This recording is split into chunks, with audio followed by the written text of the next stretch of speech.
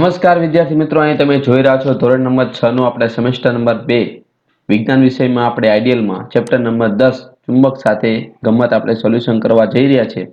તો વિદ્યાર્થી નમ્ર વિનંતી છે કે જો તમે પ્રથમ વખત અમારી ચેનલ તમે શો કરી રહ્યા હો અથવા વિડીયો તમે નિહાળી રહ્યા હો તો વિડીયોને લાઇક તેમજ ચેનલને સબસ્ક્રાઇબ કરવાનું બાકી હોય તો ઝડપથી સબસ્ક્રાઇબ કરો, તેમજ વિડીયોના અંતની અંદર એક સરસ મજાની કોમેન્ટ તમારી રીતે તમે આપી શકો છો।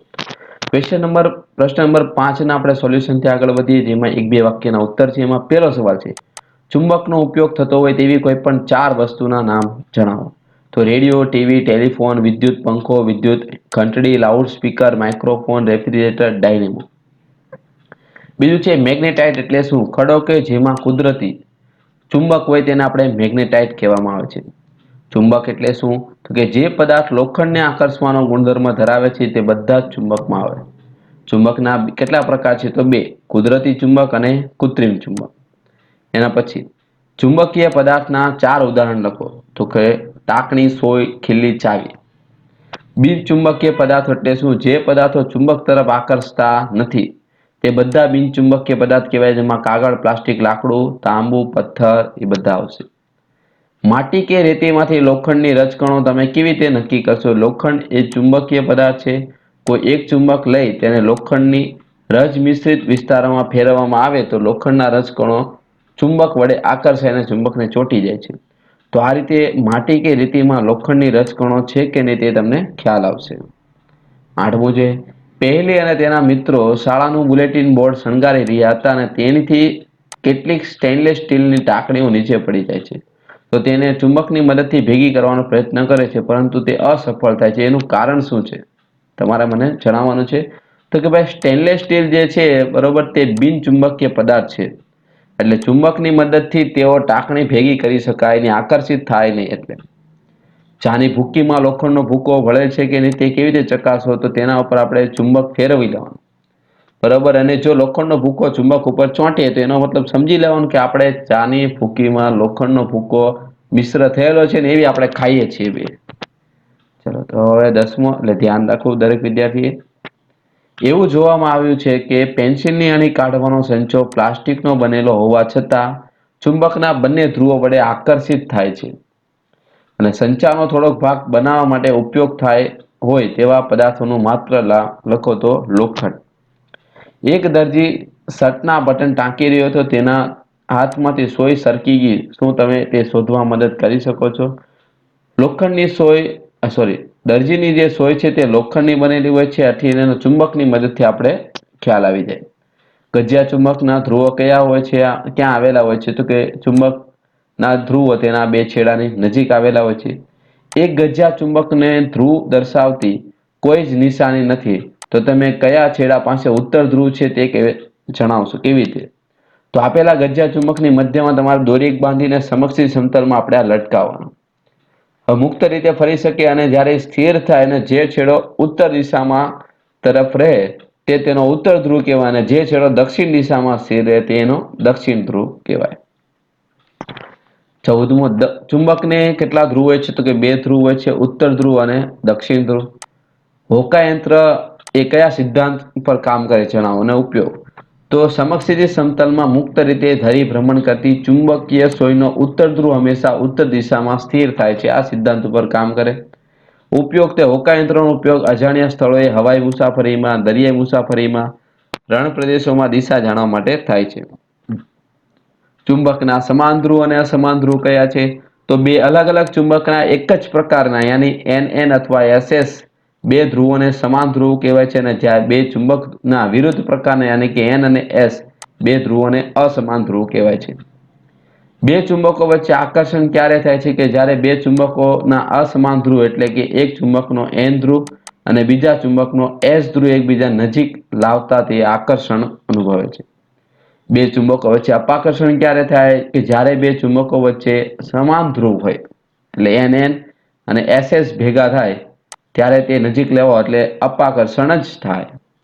એના પછી વ્યાખ્યા છે, તો કુદરતી ચુંબક કોને કહેવાય? મીનમાંથી મળતા ચુંબકીય પદાર્થને કુદરતી ચુંબક કહેવાય। કૃત્રિમ ચુંબક, તો લોખંડના ટુકડા ઉપર ચુંબક ઘસીને તેમાંથી બનાવેલા ચુંબકને આપણે કૃત્રિમ ચુંબક કહીએ। ચુંબકીય પદાર્થ, તો કે જે પદાર્થ ચુંબક તરફ આકર્ષાય છે તેવા પદાર્થને આપણે ચુંબકીય પદાર્થ કહીએ। ચુંબકીય ધ્રુવ તો કે ચુંબકના બંને છેડા નજીક ચુંબકીય શક્તિ વધુ હોય છે. ચુંબકના આ છેડા આગળના ભાગને ચુંબકીય ધ્રુવ કહેવામાં આવે છે. અહીંયા તમને આકૃતિ આપેલી છે, બધા ચુંબકના નામ તમારે લખવાના છે. પહેલો ચુંબક છે તે ગજિયો છે. બીજો ચુંબક છે તે નાળ ચુંબક કહેવાય, ઘોડાની નાળ છે એટલે. ત્રીજો છે નળાકાર ચુંબક છે. ચોથો છે તે સોયાકાર ચુંબક છે. પાંચમો છે બોલ એન્ડેડ ચુંબક છે. છઠ્ઠો છે તે કંકણાકાર ચુંબક છે. ચલો હવે વિકલ્પ અહીંયા તમને આપેલા છે, તો જે નીચેનામાંથી કઈ વસ્તુને ચુંબક આકર્ષી શકે? તો લોખંડની ચાવી. નીચેનામાંથી કોણ ચુંબક તરફ આકર્ષણ નહીં પામે? તો પથ્થર. ગજિયા ચુંબકને છૂટથી ફરી શકે તેમ લટકાવતા તેના દક્ષિણ ધ્રુવ કઈ દિશામાં સ્થિર થાય? દક્ષિણ દિશામાં. ચુંબકના ઉત્તર ધ્રુવને N અને દક્ષિણ ધ્રુવને S વડે દર્શાવવામાં આવે છે. જો લોખંડની રજકણોના એક ઢગમાં ગજિયો ચુંબક નાખીને બહાર કાઢવામાં આવે તો ચોટેલી લોખંડની રજકણનું પ્રમાણ ઉત્તર ધ્રુવ અને દક્ષિણ ધ્રુવ આગળ તમને એક સરખું જોવા મળે. છઠ્ઠું છે કે ઉત્તર ધ્રુવ અને દક્ષિણ ધ્રુવ દર્શાવેલા હોય તેવા અન્ય ચુંબકની નજીક લઈ જઈને ચુંબકનું આપણે ઉત્તર ધ્રુવ નક્કી કરી શકાય છે. ક્વેશ્ચન નંબર 9 છે ખાલી જગ્યા. તો અહીંયા તમને એના પ્રશ્નના ઉત્તર આપેલા છે. તો સરસ મજાની તમારા આઈડિયલની અંદર સરસ મજાના અક્ષર સાથે તમે એનું સોલ્યુશન આમાંથી જોઈને લખવાના રહેશે. ક્વેશ્ચન નંબર 10 પણ ખરા ખોટા પણ તમારે લખવાના રહેશે. એના પછીનો 11મો તમને આપેલો છે જોડકા જોડવાના છે. બરોબર. તો અહીંયા જે આપણને પરિસ્થિતિ આપી છે પ્રવૃત્તિમાં, એમાં જે જોડકા આપેલા છે તે તમને ઉત્તર તમને બધા જ દર્શાવે છે કે પહેલામાં કયો ઓપ્શન હોડી ચુંબક તરફ આકર્ષાય છે, એટલે કે હોડી ચુંબકીય પદાર્થની બનેલી હોય. આ એક ઉદાહરણ આપેલું અને આધારે તમને અહીંયા જવાબ બધા લખવાના છે. ક્વેશ્ચન નંબર 12 આપેલો છે, જેમાં કોલમ 1 અને કોલમ 2 માં ચુંબકના એક ધ્રુવને બીજા ધ્રુવના કયા નજીક લઈ જાઓ તો બીજા કોલમની પરિસ્થિતિ ખબર પડે. એટલે જો n ભેગા થાય તો અપાકર્ષણ થાય. n અને બ્લેન્ક હોય ત્યારે આકર્ષણ. એનો મતલબ કે અહીંયા વિરુદ્ધ હોવો જોઈએ, એટલે કે S આવશે જવાબ. S અને n હોય ત્યારે શું થશે? તો કે આકર્ષણ થાય. અપાકર્ષણ ક્યારે થાય? તો કે ભાઈ S ની સાથે S જ હોય ત્યારે. ચલો વર્ગીકરણ તમને આપેલું છે. ચુંબકીય પદાર્થ કયા કહે છે? તો ચાવી, લોખંડ, ટાંકણી, કોબાલ્ટ, નિકલ, સોય, ખેલે. બિનચુંબકીય તો પ્લાસ્ટિકની બોલપેન, કાચ, રેતી, તાંબુ, દીવાસળી અને એલ્યુમિનિયમ પઠ્ઠા. તો આ તો ચેપ્ટર નંબર 10 નું સોલ્યુશન. હવે સાથે સાથે આપણે ચેપ્ટર નંબર 11 નું પણ સોલ્યુશન કરવાના છે. તો વિડીયોને તમે અટકાવતા નહીં, અંત સુધી લખતા જ જાઓ. અને જો કોમેન્ટ આપવાની બાકી હોય તો એક સરસ મજાની કોમેન્ટ આપી દો. ચેપ્ટર નંબર 11 માટે આપણી આસપાસની હવા. તો એમાં પહેલો સવાલ છે પવન એટલે શું? ગતિશીલ હવાને આપણે પવન કહીએ છીએ, અને જ્યાં હવા જ્યારે એક જગ્યાએથી બીજી જગ્યાએ વહન પામે ત્યારે પવન કહેવાય એને. હવાની હાજરી સૂચવતી એવી બે ક્રિયા તો કે ભીના વૃક્ષના પાંદડા પવન સાથે ફરે છે.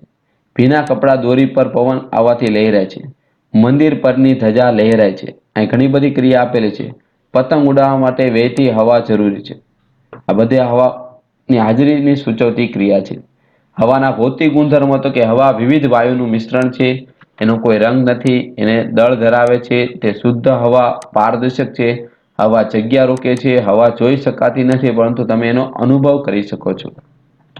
વાતાવરણ કોને કહેવાય? તો કે આ પૃથ્વી હવાના પાતળા આવરણથી જે ઘેરાયેલી છે. આ આવરણ પૃથ્વીની સપાટીથી ઘણા કિલોમીટર સુધી વિસ્તરેલું છે. બસ એ બધો જ વિસ્તાર એટલે વાતાવરણ. પાંચમો છે હવા ઠંડી સપાટીના સંપર્કમાં આવે ત્યારે શું થાય? કે જ્યારે હવા ઠંડી સપાટીના સંપર્કમાં આવે ત્યારે એનું સંઘનન થાય અને ઠંડી સપાટી પર તેમાં ટીપા દેખાઈ આવે છે. છઠ્ઠો, હવામાંનો કયો ઘટક જે પદાર્થને સળગવામાં મદદ કરે? તો હવામાં રહેલો ઓક્સિજન વાયુ નામનો ઘટક પદાર્થને સળગવામાં મદદ કરે છે. સાતમો છે હવાનો કયો મોટો ઘટક પદાર્થને સળગવામાં મદદ કરતું નથી? તો નાઇટ્રોજન. આઠમો છે નાકની અંદર રહેલા સૂક્ષ્મ વાળ અથવા શ્લેષમ આપણને કેવી રીતે મદદ કરે છે? જેની અંદર જે કે નાકમાં રહેલા જે સૂક્ષ્મ વાળ છે, શ્લેષ્મ છે, તે ધૂળના રજકણોને આપણા શ્વસન તંત્ર સુધી જતા અટકાવે છે, એટલે આપણને નુકસાન થાય નહીં. મોં વડે હવા લેવાથી શું થાય? તો કે મોં ખુલ્લું રાખવાથી હવામાં રહેલા વાયુ, ધૂળના રજકણો, સૂક્ષ્મ જીવો, ધુમાડાના રજકણો આ બધું જ આપણા અંદર પ્રવેશે અને આપણું જે સ્વાસ્થ્ય છે તે આપણું જોખમાય છે. એના પછી ભીડભાડ વાળી જગ્યાએ ટ્રાફિકનું સંચાલન કરતો પોલીસમેન માસ્ક શા માટે પહેરે છે? તમે ઘણી વખત જોયું ટ્રાફિક પોલીસ બરાબર, મોઢા ઉપર માસ્ક પહેરી રહે છે બીકોઝ એનું કારણ છે હવામાં ધૂળના રજકણો છે, ધુમાડા છે, હાનિકારક વાયુ પણ છે, એનાથી બચવા માટે એ લોકો માસ્ક પહેરે છે. 11મું, અમુક ચોક્કસ કિસ્સાઓમાં સળગતા પદાર્થને ધાબળાથી લપેટવાની સલાહ શા માટે આપવામાં આવે છે? જો સળગતા પદાર્થને તમે ધાબળાથી લપેટી લો તો જે પદાર્થ છે એને ઓક્સિજન પૂરતા પ્રમાણમાં મળશે નહીં અને એ આગ બુઝાઈ જાય. વાતાવરણનો કયો વાયુ શ્વસન માટે જરૂરી છે? આ બધાને આપણને ખબર છે ઓક્સિજન, જેના વગર આપણને ચાલે નહીં. પાણીમાં રહેતા સજીવો ઓક્સિજન ક્યાંથી મળે છે? તો કે પાણીમાં રહેતા સજીવો દ્રાવ્ય ઓક્સિજન મેળવે છે અને તે માછલી ચૂઈ દ્વારા પાણીમાં ઓગળેલા ઓક્સિજનનું ગ્રહણ કરે છે. એના પછી જે શા માટે રૂનું પૂમડું પાણીમાં સંકોચાય છે? કે રૂના પૂમડામાં રહેલા રેસાઓ વચ્ચેની જગ્યામાં હવા રહેલી હોય છે. જ્યારે રૂને પાણીમાં નાખીએ છીએ ત્યારે રૂમાં રહેલી હવા બધી બહાર નીકળી જાય છે અને હવાના સ્થાને બધું પાણી ભરાઈ જાય છે અંદર. હવા કરતાં પાણી ઓછી જગ્યા રોકે છે અને રૂનું પૂમડું શું થાય છે? સંકોચાઈ જાય છે. એના પછી ગરીમાં પાણીથી છલોછલ ભરેલી એક બોટલને હવાચુસ્ત રીતે બંધ કરીને સૂર્યપ્રકાશમાં મૂકે છે. થોડા સમય પછી બોટલની અંદર હવાના પરપોટા એને દેખાય છે. તો આમ સાથી થયું તે સમજવામાં આપણે ગરિમાને મદદ કરવાની છે. તો પાણીમાં ઓગળેલી હવા સૂર્યની ગરમીને કારણે એક નાના પરપોટા સ્વરૂપે બહાર નીકળે અને બોટલની અંદર ચારે બાજુ આવા નાના નાના હવાના પરપોટા તમને એ દેખાય. ચલો, પવનચક્કીનો ઉપયોગ શું થાય છે બાળકો? ટ્યુબવેલમાંથી પાણી ખેંચવા માટે, બીજું અનાજ દળવાની ઘંટી ચલાવવા માટે અને પવનચક્કીની મદદથી વિદ્યુત ઉત્પન્ન કરવા માટે આપણે પવનચક્કીનો ઉપયોગ કરીએ છીએ. 17 નંબરનો ક્વેશ્ચન છે કે હવામાંથી ઓક્સિજન ખલાસ થઈ જતો નથી. કેમ? તો કે લીલી વનસ્પતિ જે છે તે હવામાં રહેલા કાર્બન ડાયોક્સાઇડનો ઉપયોગ કરી પ્રકાશ સંશ્લેષણની ક્રિયા કરે અને વાતાવરણમાં કયો વાયુ પાછો મુક્ત કરે? ઓક્સિજન. એટલે ઓક્સિજન વાતાવરણમાંથી ખલાસ થાય નહીં, જે આપણને મળ્યા જ કરે છે. ક્વેશ્ચન નંબર 6 આપણે જોતા જઈએ વિકલ્પો. તો નીચેના પૈકી પવન શાના હલનચલનમાં મદદ કરતો નથી? પંખો. બુજો પાણીની એક ખાલી બોટલને ઉલટી કરીને પાણીમાં ડુબાડે છે. તે બોટલ સહેજ ત્રાંસી કરે છે અને જુએ છે તો અંદર તમને શું દેખાય છે? હવાના પરપોટા બોટલમાંથી બહાર નીકળતા દેખાય, થોડું પાણી બોટલમાં દાખલ થાય છે, નાઇટ્રોજન વાયુ પરપોટા સ્વરૂપે બહાર આવે, ઓક્સિજન અંદર ઓગળી જાય છે કે માત્ર પાણી બોટલમાં જાય છે, પરપોટા થતા નથી? તો કયો આમાં જવાબ બનશે? આ છેલ્લા બે તો જવાબ આવશે જ નહીં.